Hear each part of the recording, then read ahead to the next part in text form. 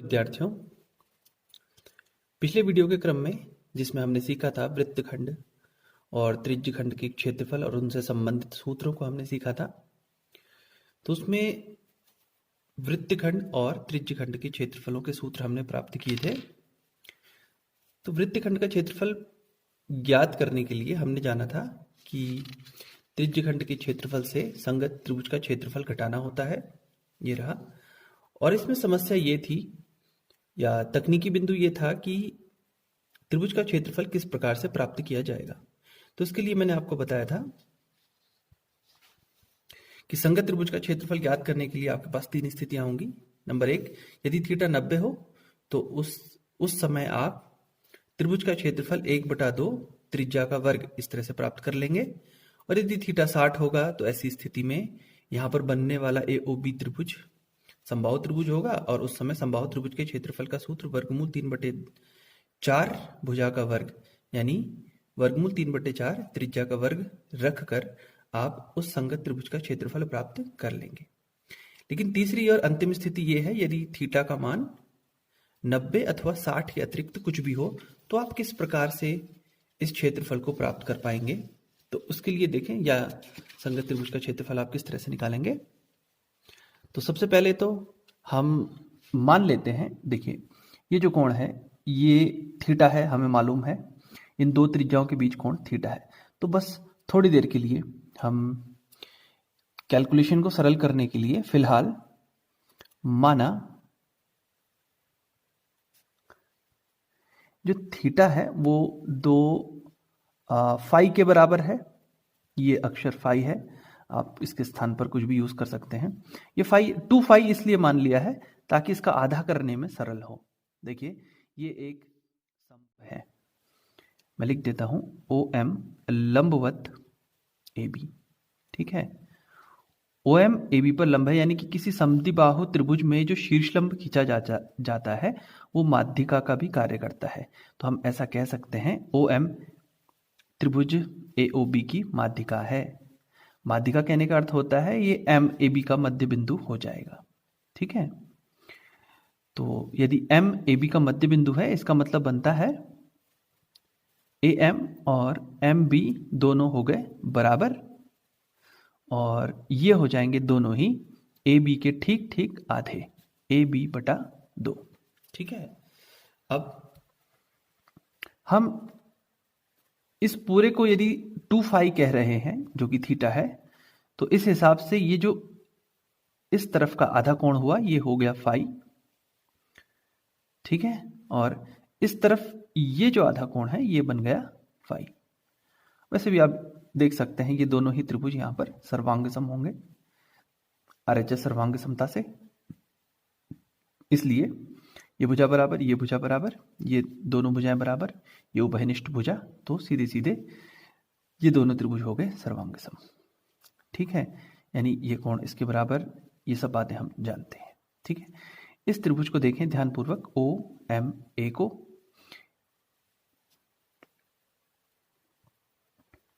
इस त्रिभुज में हम त्रिकोणमिति का प्रयोग करते हैं। यदि कोण ये है तो इसके सम्मुख भुजा को हम ले लेते हैं लंब, तो AM लंब बटा OA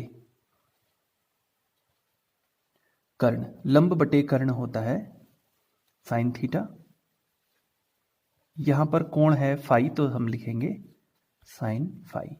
ठीक है, तो ये बन गया AM बराबर हो जाता है OA का पक्षांतर हो जाएगा OA साइन फाई। OA दरअसल में त्रिज्या है तो ये बन गया R साइन फाई, ये रहा। ठीक है, आपने प्राप्त कर लिया AM दरअसल में क्या है, देखिए AB का ठीक आधा है। ठीक है, तो ये आप ऐसा कह सकते हैं AB बराबर 2R साइन फाई। ये एक संबंध हो गया, ये हमारे अभी काम आएगा, इसको हम नोट कर लेते हैं। ठीक इसी प्रकार से ये तो हमने किया लंब बटा कर्ण। अब एक बार करते हैं आधार बटे कर्ण। ठीक है, पुनः इसी त्रिभुज में देखें ओ एम आधार बटे कर्ण ओ ए, आधार बटा कर्ण होता है कॉस थीटा, तो ये बन के आता है ओ एम बराबर ओ ए कॉस, सॉरी ये फाई है, सॉरी इसको फाई लिखेंगे, थीटा नहीं लिखेंगे, तो ये बन गया R cos phi O M. ठीक है, ये हो गया संबंध 2। ठीक, अब देखिए ओ एम दरअसल में इस त्रिभुज की ऊंचाई है, ठीक है, और ए बी जो है इसका आधार है, तो ए बी का क्षेत्रफल 1/2 आधार गुणा ऊंचाई की मदद से हम ज्ञात कर सकते हैं। ठीक है, so area of triangle A O B ये बन जाता है 1/2 आधार गुणा ऊंचाई। ठीक है, तो ए एम समीकरण 1 में देखें, सॉरी ए बी हम समीकरण 1 में देख लेते हैं, यह है 2r साइन फाई गुणा ओ एम समीकरण 2 में देख सकते हैं r कॉस फाई। तो ये 2 से 2 चाहे तो काटा जा सकता है, लेकिन नहीं काटेंगे, इसको हम निरस्त नहीं करेंगे, कैंसिल आउट नहीं करना है। तो r का वर्ग 2 साइन फाई कॉस फाई। अब यदि आप कक्षा 10 में अध्ययनरत हैं, जहाँ का ये प्रश्न है, ये जो टॉपिक है कक्षा 10 से है, तो वहाँ आपने इसके लिए फिलहाल कोई सूत्र नहीं पढ़ा है, लेकिन मैं आपको बता दूं 2 sine theta cos theta sine 2 theta होता है, या यूं कहें 2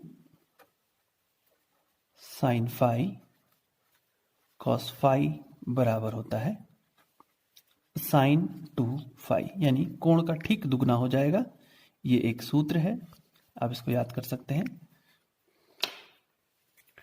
तो इसको यदि हम अप्लाई कर लेते हैं तो ये बन जाता है 1/2 आर का वर्ग साइन 2 फाई। अब याद कीजिए, सबसे पहले मैंने क्या कहा था आपसे, 2 फाई को हमने थीटा माना हुआ था, तो मैं 2 फाई के स्थान पर थीटा लिख दूंगा, 1/2 आर का वर्ग साइन थीटा। लीजिए हमारी सारी समस्याओं का हल हो गया। Area of triangle A O B. अब थीटा कुछ भी हो, देखिए थीटा का मान कुछ भी हो, भले ही वो 30 हो, 45 हो, 90 हो, 60 हो, हम सब जगह इस सूत्र का प्रयोग कर सकते हैं। ये थीटा के पदों में हमने एक त्रिभुज एओबी का क्षेत्रफल निकाल लिया है। ठीक है, तो 2 विशेष स्थितियां मैंने आपको पहले बताई। यदि थीटा 90 होगा तो किस तरह से निकालेंगे, और यदि थीटा 60 होगा तो किस तरह से निकालेंगे। लेकिन एक व्यापक सूत्र हो गया। अब इस सूत्र को हम, या इस संबंध को हम हर जगह अप्लाई कर सकते हैं। थीटा का मान भले ही कुछ भी हो, भले ही थीटा का मान 120 हो, भले ही थीटा का मान 45 अंश हो, या भले ही थीटा का मान 30 अंश हो, तो यहां पर रखकर हम इस त्रिभुज का क्षेत्रफल प्राप्त कर सकते हैं। आप यदि इसको मेमोराइज कर सकें, इसको याद कर सकें, तो बहुत अच्छी बात है। अन्यथा की स्थिति में आपको प्रत्येक प्रश्न में इन सभी स्टेप्स को दोहराना पड़ेगा। ठीक है, तो ये मेरा मानना है कि इतनी पूरी प्रक्रिया करने से अच्छा है कि आप इसको याद रखें कि थीटा के किसी भी मान के लिए यदि आपको वृत्तखंड का क्षेत्रफल निकालते समय संगत त्रिभुज का क्षेत्रफल प्राप्त करना हो, तो आप इस सूत्र का प्रयोग कीजिए।